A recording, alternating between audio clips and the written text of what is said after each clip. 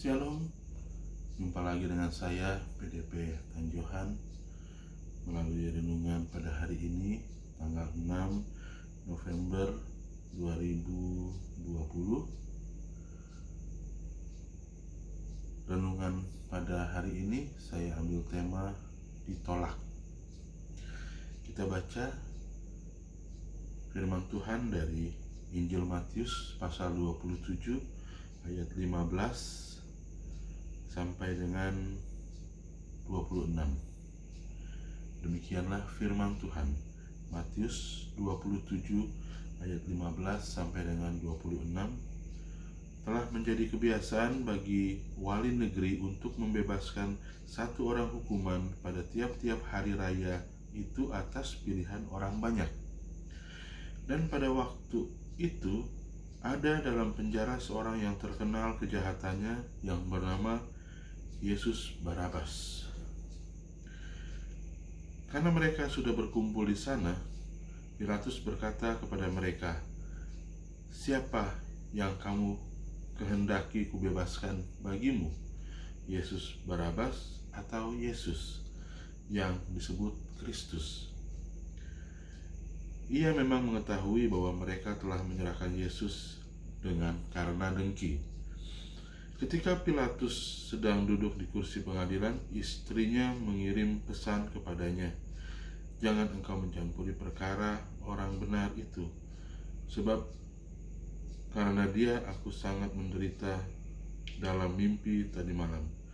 Tetapi oleh hasutan imam-imam kepala dan tua-tua, orang banyak bertekad untuk meminta supaya Barabas dibebaskan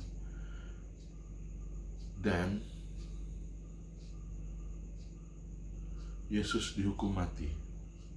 Wali negeri menjawab dan berkata kepada mereka, "Siapa di antara kedua orang itu yang kamu kehendaki kubebaskan bagimu?" Kata mereka, "Barabas."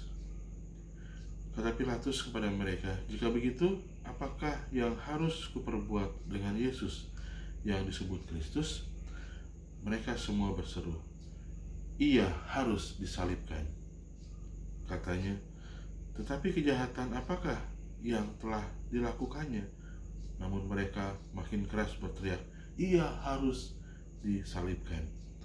Ketika Pilatus melihat bahwa segala usaha akan sia-sia, malah sudah mulai timbul kekacauan, ia mengambil air dan membasuh tangannya di hadapan orang banyak dan berkata, "Aku tidak bersalah terhadap darah orang ini. Itu urusan kamu sendiri."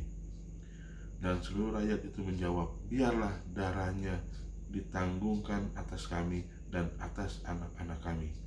Lalu ia membebaskan Barabas bagi mereka, tetapi Yesus disesahnya, lalu diserahkannya untuk disalibkan.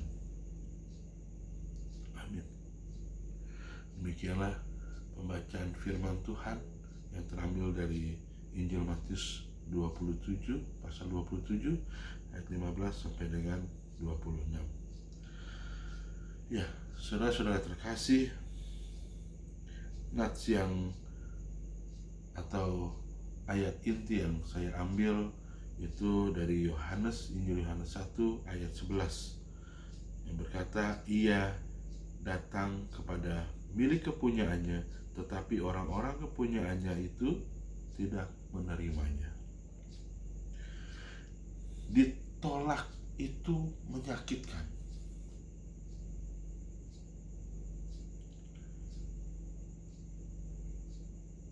Ketika Adlai Stevenson kalah dalam pemilihan presiden AS atau Amerika Serikat pada tahun 1952, ia berkata bahwa ia merasa seperti orang dewasa yang jari kakinya baru saja tersandung. Rasanya terlalu sakit untuk tertawa, tapi terlalu tua untuk menangis, tambahnya.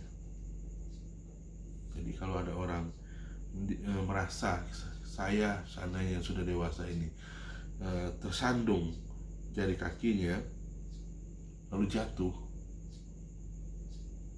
saya mau ketawa tapi menyakitkan. diri sendiri. Tapi saya mau menangis juga malu karena sudah berumur dan sudah tua. Beberapa anak kecil merasakan sakitnya ditolak ketika salah seorang temannya terpilih dalam satu acara, misalnya untuk menyanyikan satu lagu, sementara dirinya tidak. Padahal dirinya mungkin menunggu-nunggu untuk dipilih, tetapi yang dipilih adalah temannya. Saat beranjak dewasa, sebagian di antara mereka yang terpilih menjadi anggota tim di sebuah universitas, dan sebagian lagi akan ditolak oleh gadis-gadis yang diajaknya untuk berkencan, dan yang lainnya mungkin menikah, tetapi kemudian pasangannya pergi meninggalkannya demi orang lain. Mereka bertanya-tanya, mengapa Tuhan membiarkan mereka ditolak?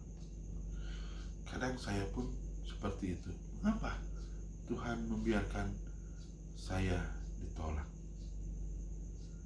Pasti dalam setiap kehidupan manusia, saya sendiri dan juga saudara-saudara terkasih pernah mengalami rasanya ditolak atau tertolak. Jika kita sudah mengusahakan sesuatu atau menanti-nanti, tetapi jawabannya tidak. Bahkan dengan mata kepala kita sendiri kita melihat orang lain yang terpilih untuk apa yang kita inginkan itu. Dan itu kadang menjadi pertanyaan kita kepada Tuhan. Mengapa saya ditolak? Mengapa bukan saya? Mengapa dia? Mengapa orang lain? Saya tidak punya jawaban yang mudah bagi orang-orang yang hatinya terluka seperti ini. Karena saya sendiri pernah mengalaminya. Saya hanya dapat menganjurkan kepada mereka dan juga saya dengan diri saya sendiri untuk melihat Yesus, Tuhan kita. Karena dia juga pernah ditolak. Dia dicemooh saudara-saudaranya dan orang-orang di daerahnya. Orang menuntut dia agar disalibkan, seperti yang tadi kita baca. Bahkan di atas kayu salib, saat menanggung dosa-dosa kita, dia merasakan sedemikian ditinggalkan Bapaknya, sehingga ia berseru dalam ayat 46, Allahku, Allahku, mengapa engkau meninggalkan aku? Bahkan di dalam pembacaan firman Tuhan yang tadi dibacakan, Matius 27 ayat 15 sampai dengan 26, kita lihat bagaimana Tuhan tetap ditolak. Dan yang sudah terlihat dengan mata, seorang penjahat yang bernama Barabas, dia yang akhirnya menerima pembebasan, ditukar. Sedemikian hinakah Tuhan kita? Coba kita merenung, saudara-saudara terkasih.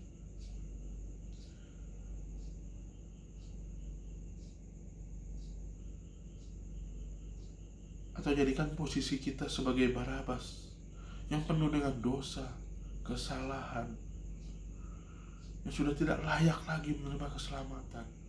Tetapi dia, Tuhan yang hidup, Yesus Kristus, rela menanggung semua dosa kita, diganti dengan penderitaan dan matinya di kayu salib.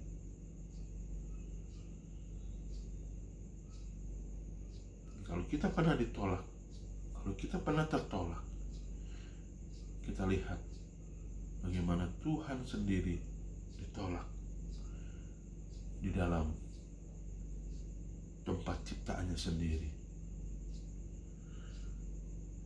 Bahkan ketika Anda merasa sangat terluka akibat penolakan, ingatlah bahwa Yesus memahami apa yang kita rasakan.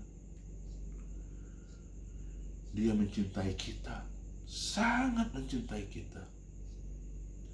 Saudara dan saya, semua dikasihi oleh Tuhan.